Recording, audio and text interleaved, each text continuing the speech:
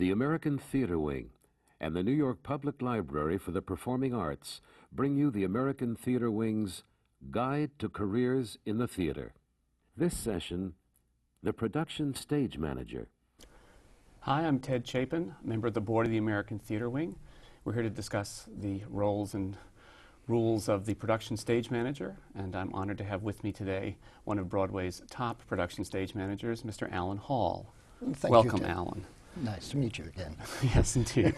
I thought it'd be fun to start. Recently, or a few years ago, when Ronald Reagan was running for the presidency, a friend of mine, an actor, said that he thought that the country, perhaps instead of having an actor running it, needed a very good production stage manager. So I guess my first question is, do you want to run the country? Don't particularly want to run the country, but it's funny, backstage is like a little country all on its own. And the stage manager is basically not like the president elected democratically. It's more of a benevolent dictatorship, I always feel, backstage. I think that's a good way to start.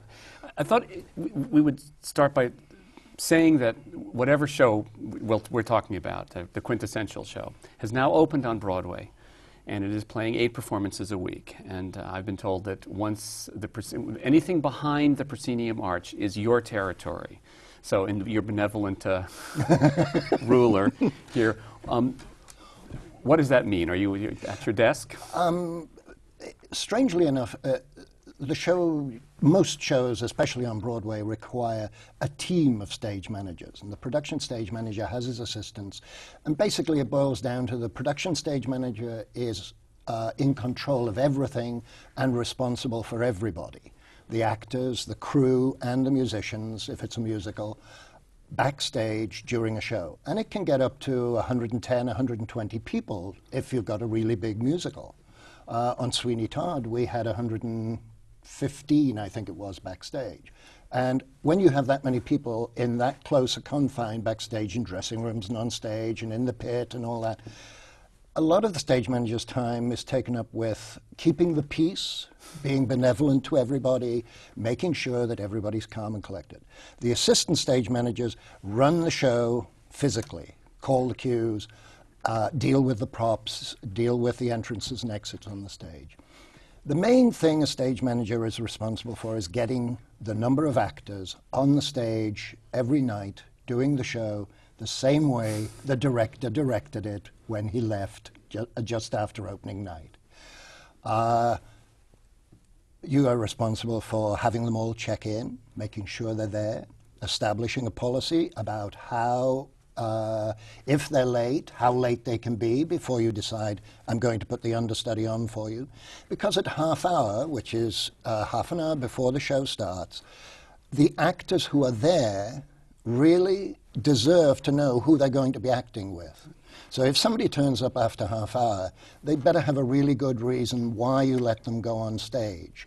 Or else, if you put the understudy on, and one of my rules is if the understudy's been told they're going on, they go on, no matter what time the person turns up.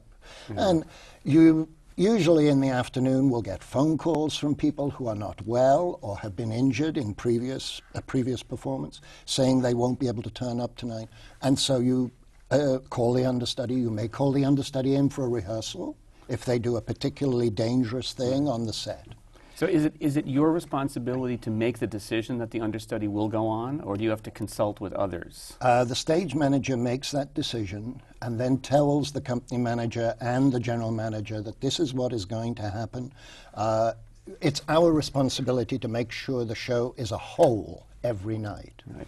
Now, the company manager, what is the difference between a company manager and a general manager, and what's your relationship as a production stage manager with those two different people? The production stage manager is hired by the general manager, who is working for the producer.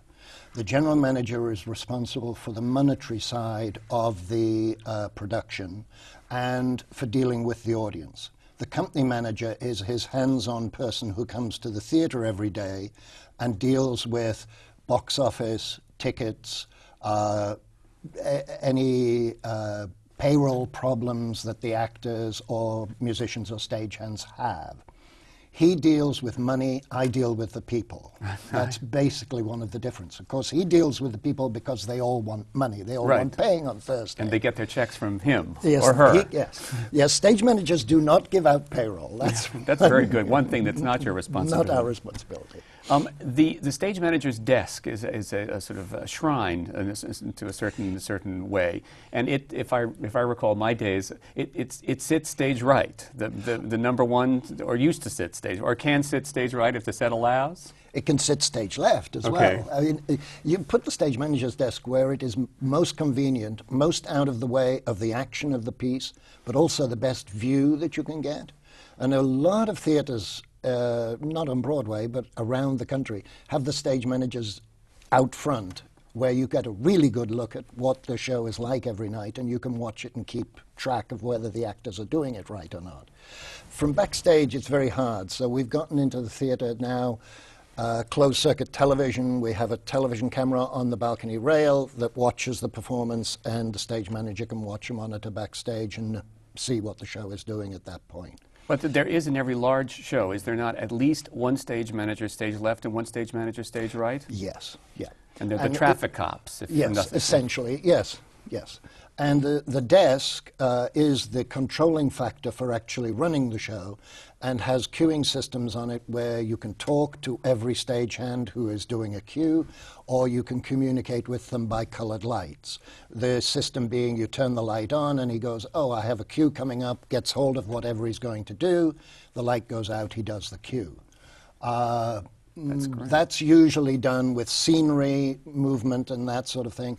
Talking to the people is more done for sound and for lights. The light cues are always done by verbal communication because there's usually so many of them that just flashing a light on and off, you'd get awfully confused as, was that the 23rd light or the 24th light?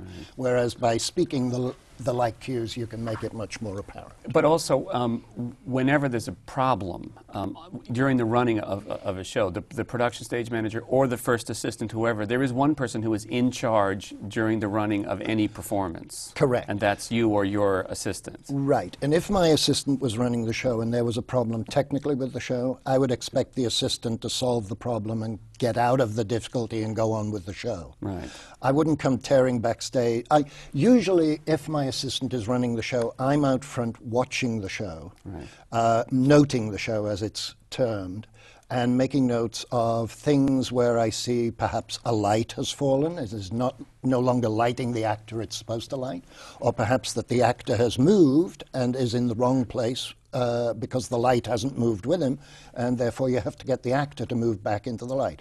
Because it's always better for the actors to be in light, because that way the audience can see what they're talking about. And they can hear them better if they can see them. Hear them better if they can see them. Absolutely. Yes. There's also, you know, with the best of good intentions, even the best actors in the world start to improve the performance the minute the director is out of the theater. And I always think of notes as being taking the improvements out. That's a very good. Let me take you up on that notion. You are all, in addition to being the technical guru of backstage, you are the director's surrogate when a show runs, but also, to go right back to the very beginning, you haven't necessarily been hired by the director, you've been hired by the producer, but you certainly you have a relationship with the director, or somebody has said you two would get along, and so the director has a great deal of say about who you are, right, and that you are hired for the job. Yes, that is correct. And there are also certain directors who have favorite stage managers who, if they can, they will persuade the general manager that this is the person who should be hired for the show. But I've always felt that a stage manager, when you first meet with a director to get on a production, the first thing you've got to do is forget about your own personality. The most important thing for any show is the show itself. The director is going to create this show. What you are is of minor importance. What you are is the person who runs the show. Your emotions shouldn't get into it. Yeah. And I find that I've always referred to myself as being a reflective person. I reflect what the director wants. The director wants, some directors want you to be there with them and help them to be the assistant director. There are other directors who don't want you to come near the directing. That's what they do. But they want your help in every other area. So you suppress your directing tendencies for that director and you let him go along. Or you bring up your directing tendencies for the other kind of director. I've worked a number of times with Trevor Nunn. Trevor doesn't want help from a stage manager directing. He figures he can direct better on his own. And so you listen to every word he says, you write it all down, or you remember it. I used to remember it, I now write it all down. And you let him get on with the job of directing. He's very good at it. He's had years of experience, and you can learn from him by listening to him. In the case of somebody like Trevor, where he, and I don't want you to be too modest about your role, I think it's very important that if he doesn't want you to be that much of a right hand on a directing standpoint, does he have somebody else who is that, or does he want to do it all on his own? And is he actually relying on you without really relying on you? It depends. Frequently on like his major musicals, he will have an assistant director. When he's doing a play, his assistant becomes more of a person who organizes his life. I see. Which actually takes a lot of strain off the stage manager, because if you don't have that person there, you then find yourself being drawn into dealing with publicity arrangements for people. And this day and age, the directors do a lot of publicity for the shows by being interviewed by the papers, going on television and that sort of thing, which all the actors are doing while we're in rehearsal as well. But while the stage manager will deal with the actor, if you have to deal with the director as well, it's more and more being piled upon you.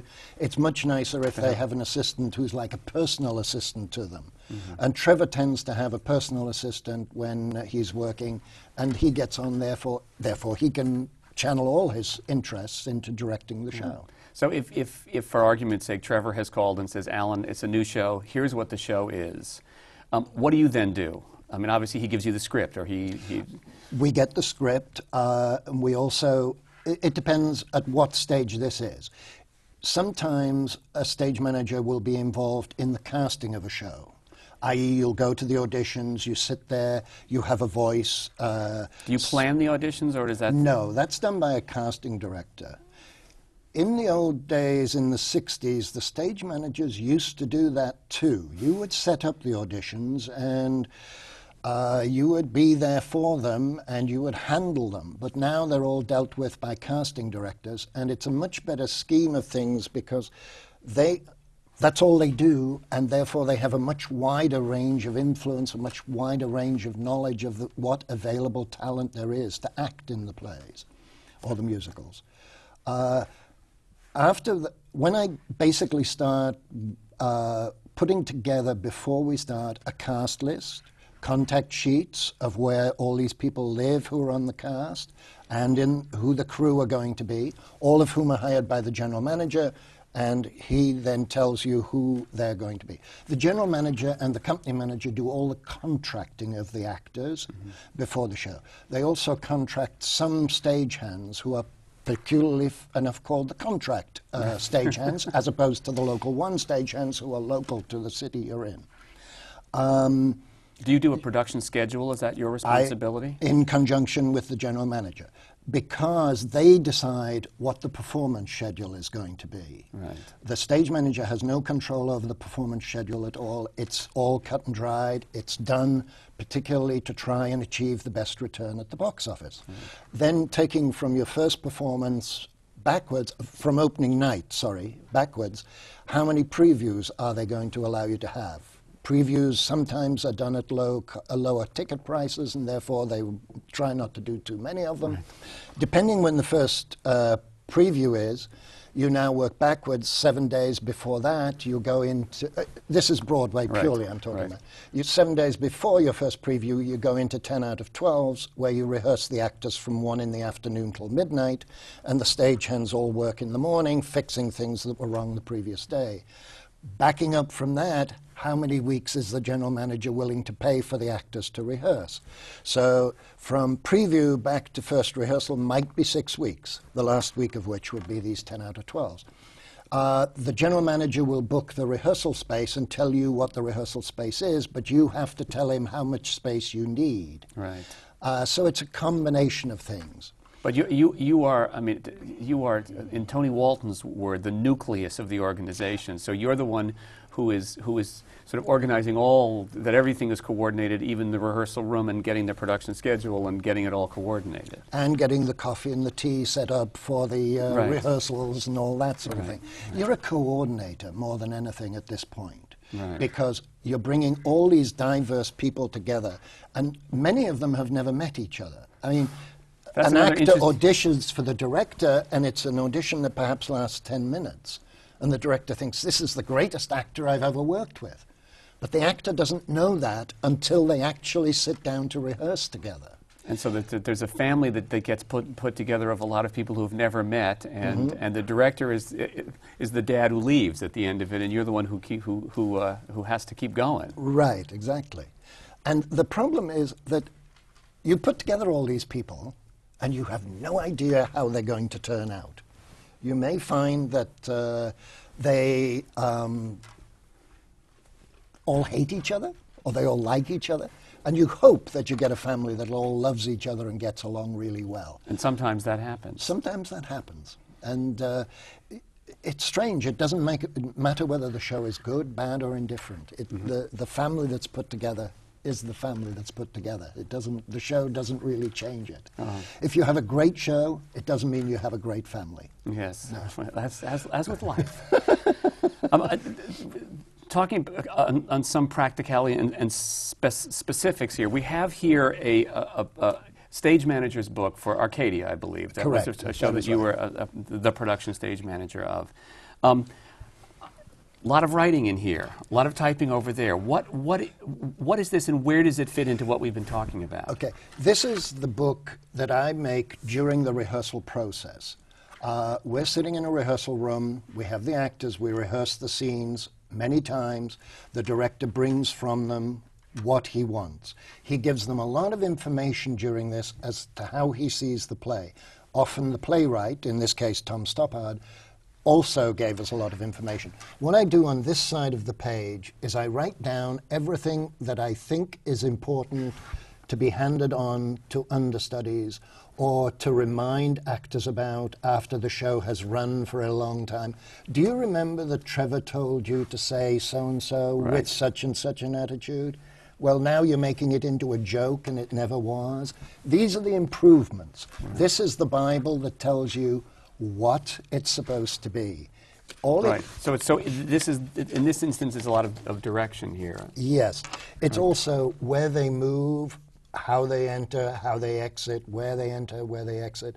It's also exceedingly useful, this book, in that when you teach the understudies, which is the job of the stage manager after the show has opened, then you have all this information in the book, along with the words that the actors are going to say, and sometimes I do it on a number system, so there's a number here which refers to a number over there as to what, in this case, Septimus would be doing during his speech, who he talks to or who he relates this to.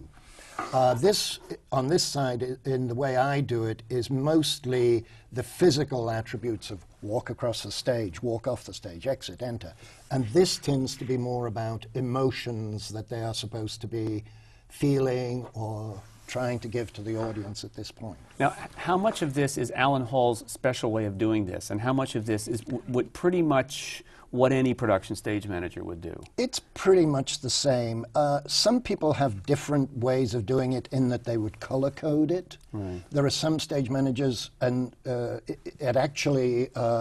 it's very useful in musicals, actually, to color code a particular character. Say Septimus is one color, another actor is another color, and that way you can easily track down the page who is doing what. The problem is it takes much longer. Right. You have to put the pen down and pick the pen up. Right. I tend just to ramble it all on. Now, are there any, we talked about during the rehearsal period where you had breakdowns of scenes and stuff like that. Are there any of those charts in the book? Or because there are tabs, I see, and colors over here. Yeah, this is the scenes. I break down where each scene changes, so that when the director says during rehearsal, okay, we're going to rehearse scene 3 or scene 4, we can find it instantly. What I also put in is at the beginning of each scene or the end of the previous scene, what each of the actors, this was a play in which the actors moved props on and off the stage during the scene changes and continued in character while they were doing it. It was also a play that was in 2 centuries and flipped backwards and forwards at various times. And this is just a page that tells you what the actors actually do. Later on... Or were supposed to have done. Oh, well, if they didn't take their props off, they would find their prop wasn't there the following day. You know, I mean, it's that sort of thing. Later on, there are scene changes where the stagehands are involved, and it would list what they actually do as well at that point. This is so that anybody coming in who isn't as familiar with the show, I mean, most of this is carried in your head. Mm-hmm. But sometimes you leave a show. Sometimes you're off sick, and other people take over for you. And it's for them to refer to be able to see it. But it's also the blocking, I find. I have to keep that written down because eventually somebody... changes it. Yeah, or they just don't know. It's not that they do it maliciously. I'm not meaning that. But you think this is going to work better for the audience. And that's what the actors are always trying to do. They're trying to make the show better for the audience, as are the stage managers. My only concern is to make the best show on stage every night that I possibly can, in conjunction with all the other people backstage. Yeah. It's very interesting that production stage manager is such a surrogate for the performances. Mm-hmm. And I think that it's key, as you say, that the blocking is very particular. And I'm sure that when you watch, how many times a week do you watch a show when it's running? Well, now, on Broadway, a show normally does 8 shows a week. 2 of those days, 2 days, you do 2 shows. Right. I never watch the show twice in one day. I also find that if you watch it on a continuous basis, you stop seeing things. You don't see it as clearly. So I try to leave an empty show in between. And what I found is that as we get into this computer age, we do more and more paperwork. And therefore, I have to spend more and more time backstage doing lists of vacations, sick days for people. There is a lot of paperwork that you have to do.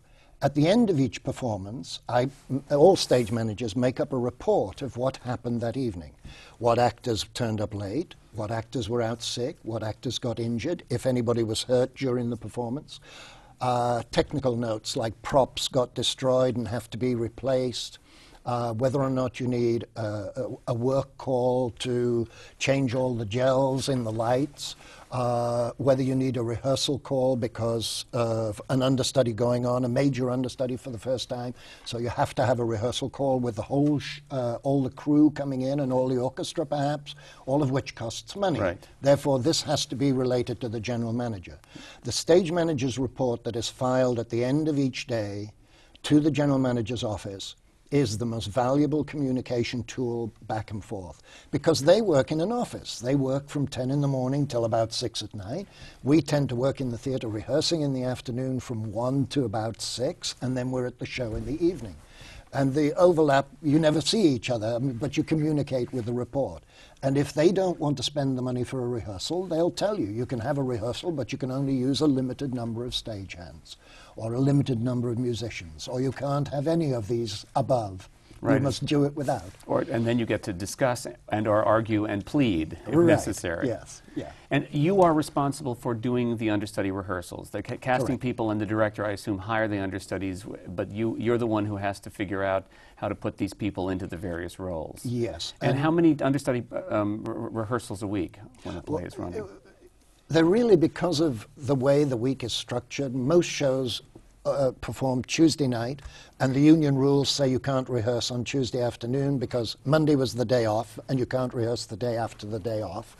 Wednesday is a 2-show day, so you can't rehearse. So you can rehearse Thursday and Friday, and then 2 shows on Saturday, and one wouldn't think of rehearsing on a Sunday when you have a matinee in the afternoon. If you called a rehearsal for Sunday night, which you could legally, You wouldn't make by the friends. union. You wouldn't make many friends. And you probably wouldn't have people turn up for the rehearsal. So really you rehearse Thursday and Friday afternoons. But what I usually do is in the beginning, a show has just opened, I will cram rehearsals to make sure that the understudies know what they're doing. So you'll rehearse both Thursday and Friday. But once the show's been running a few weeks and your understudies basically know what they're doing and now are sort of developing the roles, you'll cut down on rehearsals and only rehearse one afternoon, either the Thursday or the Friday.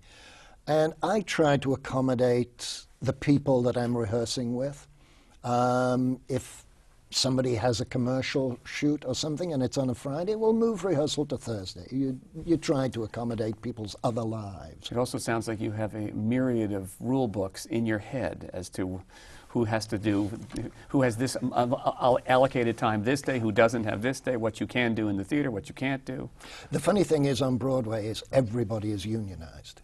The stagehands have one set of rules, the musicians another set of rules, the hairdressers another set of rules, the wardrobe department another set of rules.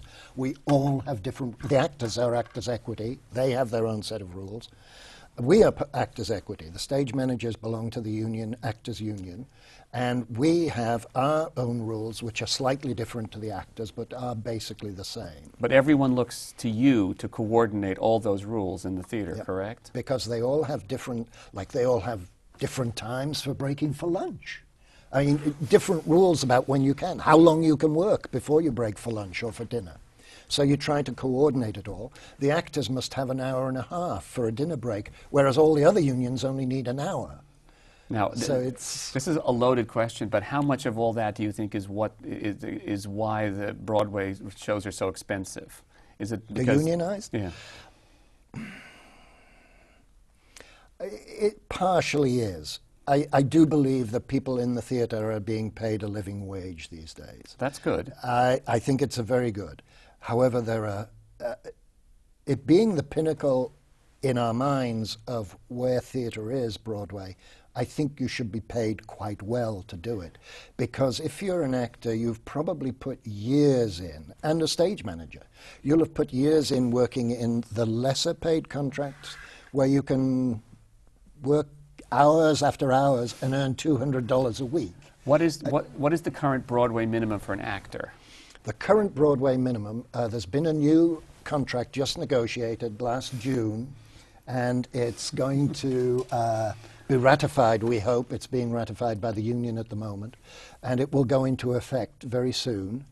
It will bring minimum up to an actor for about $1,200 a week, for which they rehearse. We can call them for rehearsal for 8 hours a week, and they do their 8 performances. I want to talk a little bit about the computer age. I told you earlier that I hadn't been in a theater during technical weeks for many years, and the last time I was in, there was a plethora of computers all over the orchestra level of seats, and I asked the production stage manager to explain to me what each one of them did. How much of stage management these days has to do with computer technology? Computers have made our lives, I think, a lot easier. It's so easy to generate forms, to generate cue sheets in a computer. It's so easy to pick things up and move them, to change things. When a new show is being put together, the running order will change frequently. So you change the running order in your computer. It's so much easier than having to type out a whole new running order or, you know, erase this bit with white out and put it in here. Let me stop you there. I want to come back to that, but we have here a script that has, I think, some of the old-fashioned style cue sheets in here. Do we not? Oh yes, yes. I believe this is Sweeney Todd. Now this is a. Let me hold it up here. This was the beginning of Sweeney Todd, how it was started. This was the original show, which was peculiar in its way in that it had 8 follow spots, which nowadays, well, that means 8 operators, you see. So nowadays you wouldn't do that because it increases your costs astronomically. You've got to pay 8 people to run these lights, whereas most I think there is on Broadway, I think Jekyll and Hyde has 4 follow spots on it, which is 4 operators, which is a lot of people. And people cost money, yes. And better, you know, I mean, that's it. But this actually... But it says there are 8, so these are the 8 follow spots, and Right. This looks like Greek to me, but what is... It's just telling what each of the follow does, what colors they have in, who they pick up, how long they follow them, whether they leave that person and cross to another person. And you'll basically find that, like the two front lights, which are these two, 7 and 8, either follow Angela Lansbury or Lane Carreau, who were Mrs. Lovett and Sweeney Todd. So these two basically following Todd, Mrs. L, the beggar woman. This is just explaining what they do, and this is Act 1, the Ballad of Sweeney Todd. They hear the cues, which are the lighting cues, called by the stage manager, so they know where they are relatively in the show. This is mainly for when they're learning the show to know where they are, because once they've seen the show a few times, good follow spot people learn their show. They know what musical number follows what musical number. But this is just tracking through what everybody... And for instance, here, probably whoever he was on exited, so they slide over onto another character rather than going out, coming on, going out. But this is a production stage manager's map. The operator wouldn't necessarily have this. He'd have his own version of He'd that, have his whatever. own column, yes. That's and the great. reason I kept that was that with 8 follow spots, eventually one of the follow spots will drift off or forget that he's supposed to pick up somebody. Now you refer back to the chart so that you can come and say, you used to pick up the beggar woman, why aren't you picking them up anymore? That's another one of our responsibilities, is maintaining the lighting, the way the lighting designer left it on opening night, the set, the way the set designer. The other one that's really hard to maintain are the costumes. Oh, yes. Yes, somebody always wants to put a little extra onto their costume, you know, and a new pair of earrings, or they'll wear a watch on stage and you're doing a period piece. But also, I would imagine that legitimately they do wear out, or shoes wear out, or things do wear out, and you're the one who coordinates, I assume, between the general manager to pay for it and the designers to figure out where it's going to get made. Well, actually, once your show is open, the wardrobe department replace things on a regular basis when they wear out. But it's also astonishing to me how fast shoes wear out in the theatre. And it's, I guess, because they're worn consistently for 3 hours every night and walked on. And then gradually, you have to replace shoes very, very fast in the theatre, we find. More in a musical than in a straight play? Yes, most definitely. Dancing wears out shoes very rapidly. They're also quite light, our dancing shoes, so that, you know, you don't want people dancing in clogs, unless you're doing river dance, of course. Yes, yes. So. Ellen, I'm a big believer in the school of experience as school. But if somebody is interested in being a stage manager, are there specific programs at universities? Yes. A lot of universities across the country now have drama departments. And if they have a drama department, it's more than likely that they have a course that teaches stage management, as they would have designers or any of the other crafts within the theatre. Stage managers get enrolled in these courses, and during it they will work on productions within the university frame with their professors and their tutors, and they will learn to put together a prompt book. They will like this with the blocking, or a book like this that has all the cues for the show in, lighting cues, scenery cues, and prop cues. They'll also learn how to make a contact sheet, which is essentially a list of the actors, where they live, what their phone numbers are, and all the stagehands, all the musicians connected. How to put together a rehearsal schedule. Peculiar thing again here, a rehearsal schedule, days of the week, what is happening, rehearsal, and usually you would have the time of day that you rehearse. Usually in Broadway it's 10 to 6 during the days. Of course, then there are people who can't read lists like this, so for them you make a schedule on a calendar, and they can pin it on their wall beside their calendar, and they work 10 to 6:30 these days. There's a day off on this day, and then work these days. But also, if I can stop here for a second, a stage manager is not somebody who should have an opinion that, I don't care, this is the way we're going to do it. You have to be receptive to the person who has to use this to say, wait a minute. So your ego has to be left at home, and you have to say, wait a minute, if you want it this way, and I know I'll get you at 10 o'clock on the 23rd because it's this. Exactly.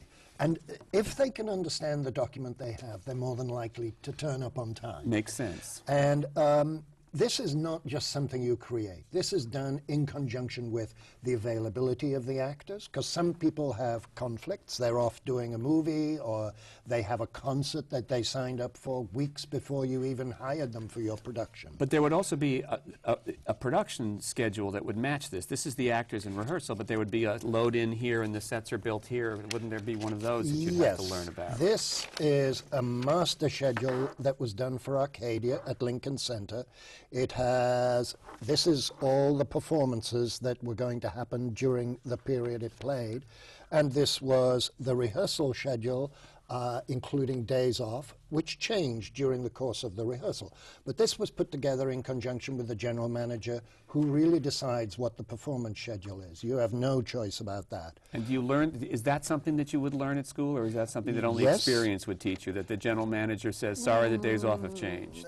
There'd be somebody in that position deciding at university who does the performance schedule. Whether he's called the general manager or not depends on the university, I would think. You put together all these forms which you would learn in your stage management course, making up a cast list, a sign-in sheet, which is a cast list with each performance. The actor comes in, he signs in that he's here in the theater. When they disappear off into their dressing rooms, they're hard to find sometimes. So at the stage door, you have the sign-in sheet, they sign in. You learn how to make that. All the forms, a sickness form, how to apply for vacations. I make up a form on my shows, which I call the emergency form, and I ask them if they have any allergies to let me know, so that if they have an accident and collapse, I can pull this form out and send it to the hospital with them. Their next of kin. But is that something that you've learned from your experience, or that I've learned from my experience, but I'm sure it's taught in universities. A lot of things that I never went to university to study stage management, so I've learned over a period of time. Probably I learned that from an assistant who'd learned it at a university. See, I have to you steal all these things from people and then claim they're your own. I have to say, I mean, I do have gray hair, but I believe that you do learn that way, and I think that, you know, that nobody is entitled to anything as a stage manager. Well, the funny thing is, once you've done this at university, you come out of there with these grand ideas and probably a prompt copy and probably a whole series of forms that you made for the productions that you worked on. For which you've gotten... then go to an off-Broadway, a regional theater in any of the cities across the United States that has a regional theater. There are workshops, there are small developmental theaters. California, Los Angeles has hundreds of little theaters. Go and become an apprentice stage manager there, an assistant stage manager there. Learn your craft. What you have in the book is a beginning. You then have to have the experience of dealing with people, which is what a stage manager has to do, deal with people. So that if you locate a theater that you would like to work in, your advice is to go and basically sell yourself. Basically go and knock the door down. Right. And stand there until they hire you. Right. And if they don't hire you the first time, keep going back. And the theater has a lot of rejection in it, as we all know. And stage managers are rejected as well. Just as many times as actors. And if you're in Minneapolis and you go to the door of the Guthrie and the Guthrie has nothing for you and they have not won over to your charms, your recommendation is to go find the barn in which they're doing something, or... Yes. The best thing is somebody sees your work. Because how do you audition for a stage manager? You say, go Q1. Well, that's pretty good. Good voice, right? good voice, diction. good attitude. But perhaps if they see you in action, then they would more likely to hire you than just on hearing you say, go Q1. And I think by doing it, people see you. You get to know people. You work with directors. And let's face it, the director who's working in an off-Broadway theater today may be directing on Broadway tomorrow and say, I like that person I worked with off-Broadway who was fresh out of college, but now... Right. So good advice not to think that you're demeaning yourself by working off-Broadway, because you may be with that person. Yep, and I have done shows off-Broadway, I've done shows in stock. After I'd been a Broadway stage manager for many years, I tended to go where there was something that interested me. and I was very lucky. I became well enough known that I could go and do what I wanted. But the main thing you've got to do is get hired. A lot of people say to me, how do you get a job as a stage manager? You get hired as a stage manager. That's how you get a job. Well, you can't, you know, if you don't know what you're doing, you aren't going to get hired. Now, obviously, as each theater gets bigger, the theater in which you are working, and ultimately Broadway being the height of it, at each step, it is more complicated. There are more people. There are more divisions. Now, when we get to Broadway, you had said earlier that every division has its own rules. The stagehands have rules. The stage manager, to get from each one of these groups a rule book that is up to date and published, and to study it and learn them all, or can you rely on the head of this division or that division to tell you what the rules are? Well, yeah, you can rely on them to tell you what the rules are, but you better have learned them, or at least have a working knowledge of them, because if somebody comes up to you and says, well, I'm entitled to a 5-hour lunch break, you should probably know that they're not really entitled to a 5-hour lunch break on pay, that they're only entitled to 1 hour of lunch break. But you must know the rules in order to deal with the unions. And Broadway is the most unionized place there is. Now, in regards to a stage manager, you don't have to be an equity stage manager. There are non-union theaters in this country which employ non-union actors and non-union stage managers, and they work together, and some of them create wonderful theater. The main thing is to do the job, and gradually you'll work your way up to the ultimate Broadway. And as you say, it gets more and more unionized the higher up you get, until you get to Broadway where everybody has different rules and regulations. And it would seem to me that you are a distinguished gentleman, and I imagine that backstage you respect everybody and get everybody's respect as well. And I would imagine that would be sort of key to being a good production stage manager, yes? Yes. If you belittle people, I think they won't respond to you. But if you praise people justifiably, I would never advocate lying to. One of the things I've always said about theater, and it just reminded me there, is I don't believe you can lie in the theater, because I think it only. I don't think you can lie in life, but I mean, my life is theater, and it's a very honest business. And if somebody's performance is bad, you should be honest and say it's not your best performance. You can be tactful, right, but you should never lie and say, darling, you were wonderful. A wonderful phrase that's heard a lot in the theater. What kind of advice would you give to people who want to be a Broadway stage manager? Is that a unique and particular world, or? It is, sort of. I mean, you start... You climb through the ranks in a way. And Broadway, I guess, is the pinnacle, although I'm not quite sure that it's the pinnacle of our theater. But it is. That's another conversation. It's a pinnacle of money, should we say. As far as the stage managers are concerned, yes, it is the highest paid arena. But some of the best theater these days, I think, is being done in the LORT theaters, which are the regional theaters, which is wonderful, because it means that a person in St. Louis who wants to be a stage manager has a theater that's doing wonderful theater. Or in Minneapolis, you have the Guthrie. It's a wonderful theater.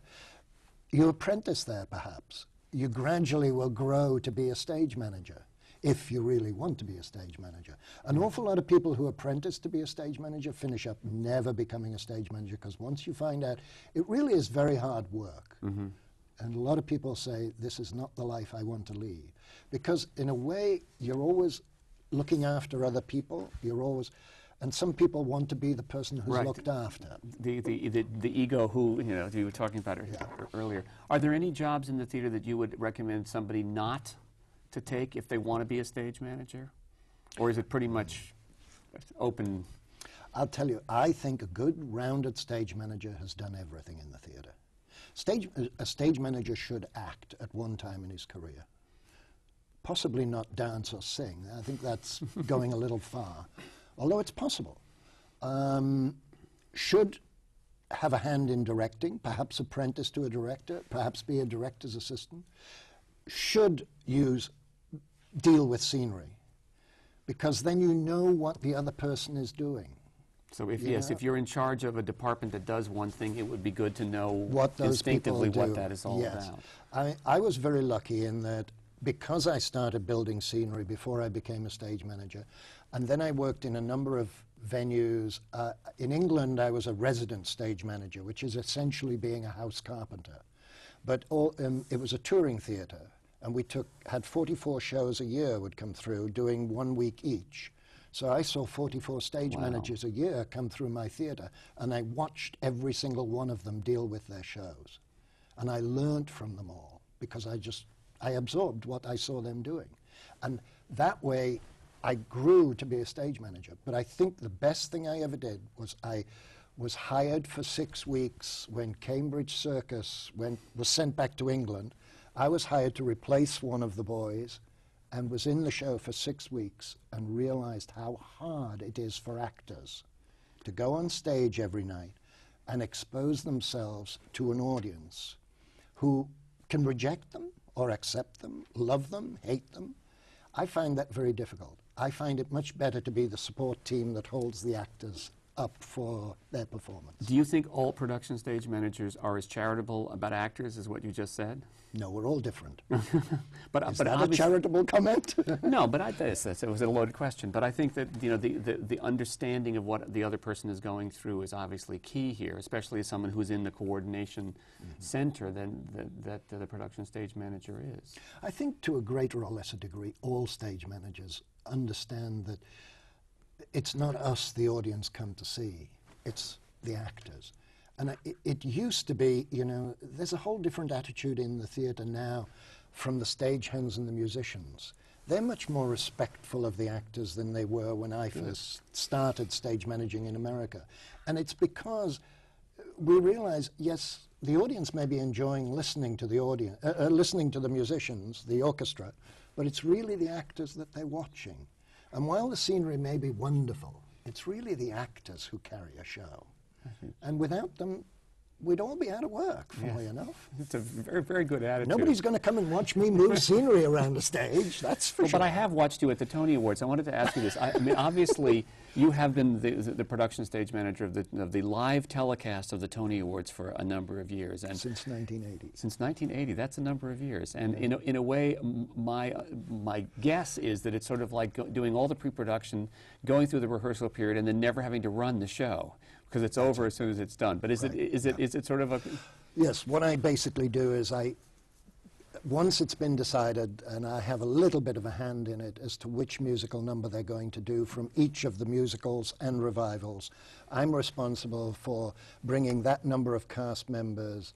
I do all the budgeting for the general managers of how much it'll cost to bring it to the theatre, put all these people in costume, bring all their dresses, and if they need scenery from their theatre, load it out of their theatre, bring it to the Tony Awards telecast, send it back to their theatre for their performances. And I organize that. And it's like being in production for a month. But it's really what I enjoy doing. As a production stage manager, and that's the difference between a production stage manager and a stage manager, is I love being in production. I love putting on shows. I love organizing, getting the people together and blending them into a family first.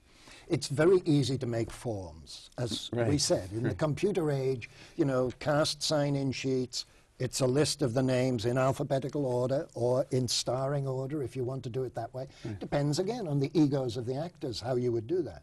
I mean, there are certain actors who are stars who don't want to see their name 3/4 of the way down a list of people. They want their name to be up at the top. So you can accommodate them. It's not a big deal. Right. But it may be to them. And if it makes them happy, why not? But also, you're the one who better figure that out early so it doesn't become a crisis. Yes. Or if it does become a crisis, you're going to have to solve it. Right. So it's easier not to get the crisis in the first place. Before half hour, you're going to have to solve it. But, when you start putting a show together, you make the cast list, you make the contact sheet, you make the rehearsal schedule, you put it in a form that's easily readable. It's like a rehearsal schedule, which leads into the performance schedule. You can type it all out in a nice list, week by week by week, of what hours they're going to work. There are some people who really don't want to deal with that. They want a calendar. So you make them a calendar with the hours that they're going to rehearse, the days off, when there's going to be a press event, when there's going to be producers come to watch a run through, that sort of thing. All goes on the rehearsal schedule, and you'd make a calendar for those people. Other people want it as a list. They don't like a calendar. Some people want both. So you have to be flexible to provide the information in whatever form the people receiving it want. It's not only what they want, it's what they'll respond to and know. Yeah. If somebody has a list that they're not going to respond to, they're not going to turn up on the right time. But if they have a nice calendar, which is what they want, which says be here at 10 o'clock in the morning or 12 o'clock in the morning, they'll respond to that and they'll not be late. It's all... It sounds like experience. The more experience you can get, the better a stage manager you can be. Well, I used to work for David Merrick for many, many years, and in a derogatory way. But a lot of what a stage manager does is child psychology. Mm-hmm. And it's not only with the actors, it's with the stagehands. They have an ego, and most of them actually want to do a really good job at what they do. The musicians, I mean, they have a terrible reputation in the theatre because they live in a pit. Well, there is that. Just the terminology already, they're losing out. But the stage manager has to deal with them and deal with their egos. Yeah. It's also that we do live in an era where I think the theater goer thinks that there's more money spent on stage than in the orchestra pit. Can I tell you a Sweeney Todd story? Please. We had, and it's a famous occasion, there was a 5-ton bridge that rumbled up and down stage from one side of the warehouse to the other. Many actors crossed it. We were going into a latter part of the second half of Sweeney Todd when we heard this dreadful noise of chains running over sprockets. It's a clickety-clickety-clickety noise. And the bridge, which was in motion coming down, kept coming down. The entire chorus was upstage ready to make an entrance. Angela Lansbury and Len Cariou were traveling downstage under the bridge, and as Len heard the noise, he took Angela and made her move all the way downstage as the bridge landed on stage, which it wasn't supposed to do. Yes. The music kept playing, the chorus made their entrance, and all ran into the bridge, so they started to climb over it. They were very, very good, these people. Keep going, the music's playing. Then I walk out on stage and stop the action, and one of the chorus girls passes me and says, let's pick it up and move it. Yeah. And I said, well, it weighs about 3,000 pounds. And then I thought, well, if we get 100 people together, that's only 30 pounds each. So we explained to the audience what had happened. We picked this thing up and drug it upstage behind the wall at the back of the set and put the back wall in. Angela Lansbury and Len Cariou remade their entrance singing a song, Nothing's Going to Harm You, Not While I'm Here.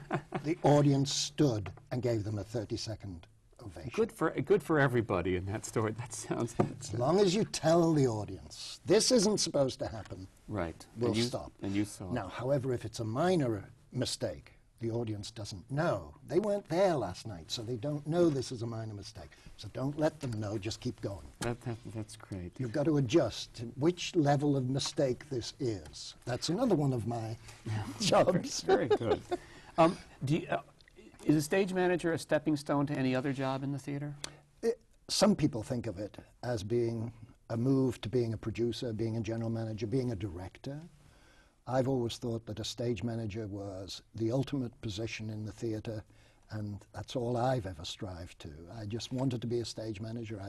I've been a production stage manager now for about 40 years.